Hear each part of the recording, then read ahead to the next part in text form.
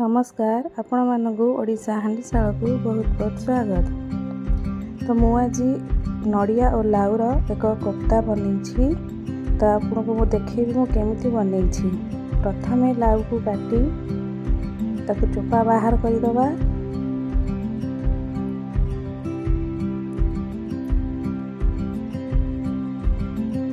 और लाउ को ग्रेटर रे करदबा।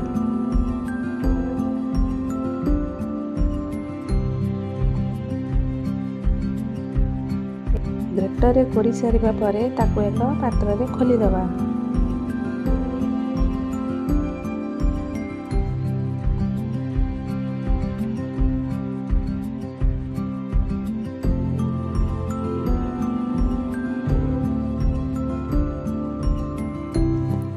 एबे लाउ रे अल्प लुण देई गोळेई ताकू रखी दबा।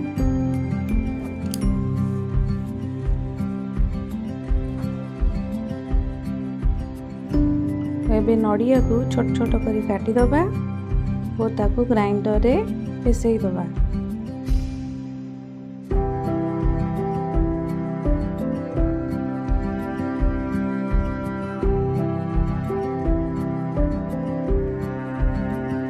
एबे लाउरू सब पानी बाहर कर दबा।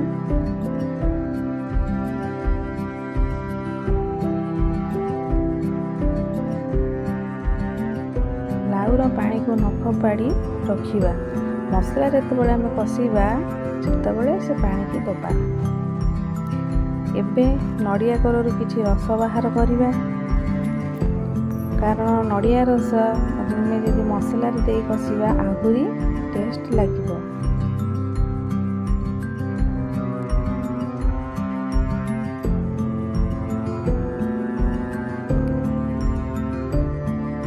एबे से नड़िया कोराबू लाउरे दबा।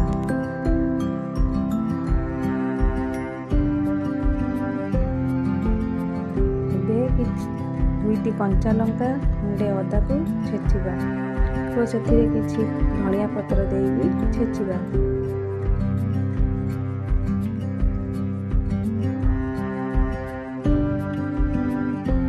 अदा कंचा लंका धनिया पत्र छेचा को लाउरे दबा।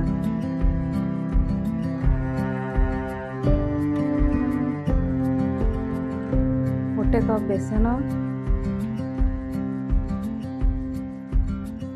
अल्प हलदी गुंड, किछि लंका गुंड, किछि धनिया गुंड, किछि जीरा गुंड, गरम मसला और अल्प लुण देई ताकू भलसे गोळेई दबा।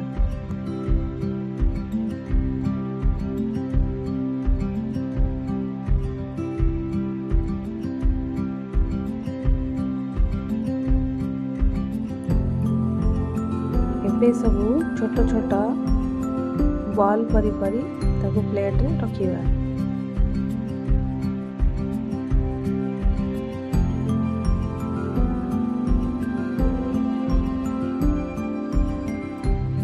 एबे कड़ाई रे रिफाइन तेल दबा।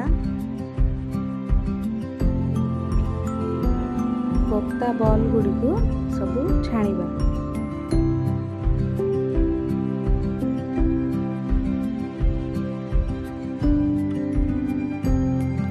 एपट सेपट करी कोफ्ता गुड़िक लाल है पर्यंत तेल रे फ्राए करिबा।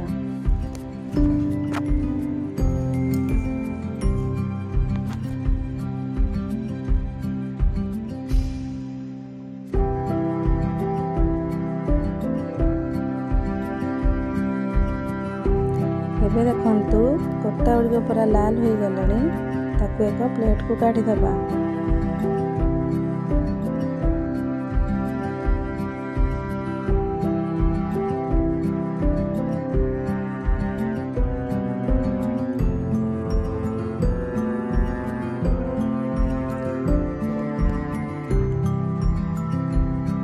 एबे दुईटी टमाटो को काटी ता ग्राइंडिंग जार रे दबा।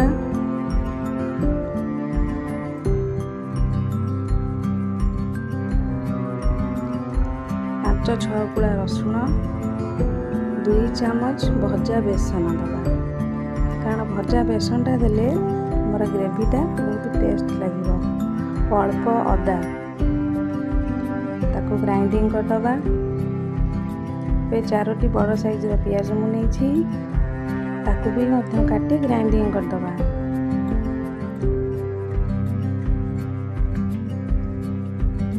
ଏବେ କଡ଼େଇରେ କିଛି ତେଲ ଦେବା।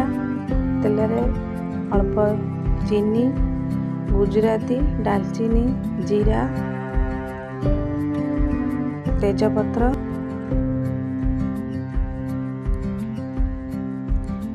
ଏବେ ବାଟି ରଖିଥିବା ପିଆଜ ପେଷ୍ଟକୁ ଦେବା।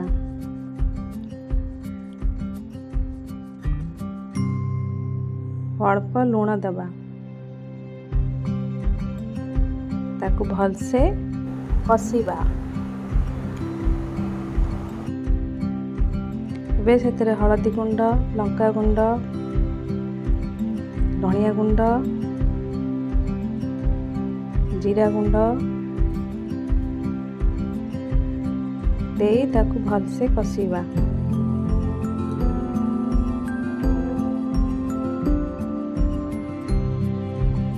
ଏବଂ ବାଟି ରଖିଥିବା ଟମାଟୋ ପ୍ୟୁରିଟିକି ଦେବା।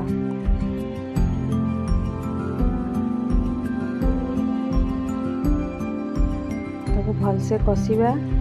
କଷିଲା ଟାଇମରେ ସେ ଲାଉ ପାଣିକି ଦେଇ ମଧ୍ୟ କଷିବା।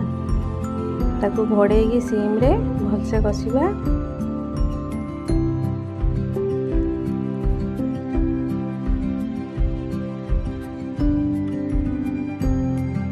ଏବେ ସେଥିରେ ସେ ନଡ଼ିଆ ରସକୁ ଦେବା। ନଡ଼ିଆ ରସ ଦେଇ ସାରି ଭଲସେ କଷିବା।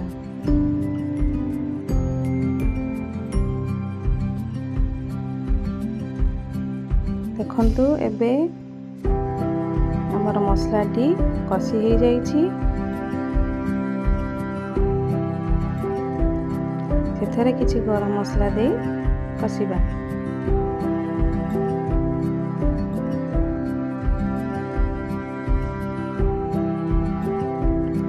ଏବେ ଆମର ମସଲା କଷି ହେଇଯାଇଛି। ସେଥିରେ କିଛି ଗରମ ପାଣି ଦେବା। ଆପଣ ଯେତିକି ଗ୍ରେଭି ରଖିବେ ସେଇ ହିସାବରେ ପାଣି ଦେବେ।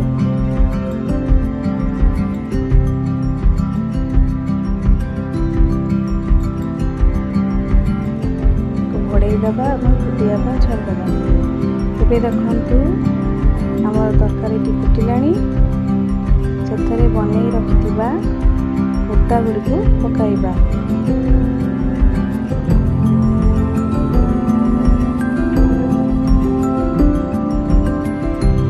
କୋପ୍ତା ଗୁଡ଼ିକୁ 2 ମିନିଟ ଫୁଟିବାକୁ ଛାଡ଼ିଦେବା।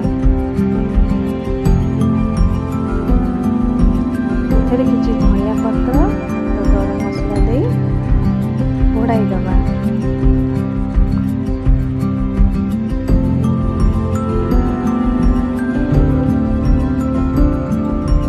ଏବେ ଆମର ପ୍ରସ୍ତୁତ ହୋଇଗଲା ଲାଉ ନଡ଼ିଆ କୋପ୍ତା।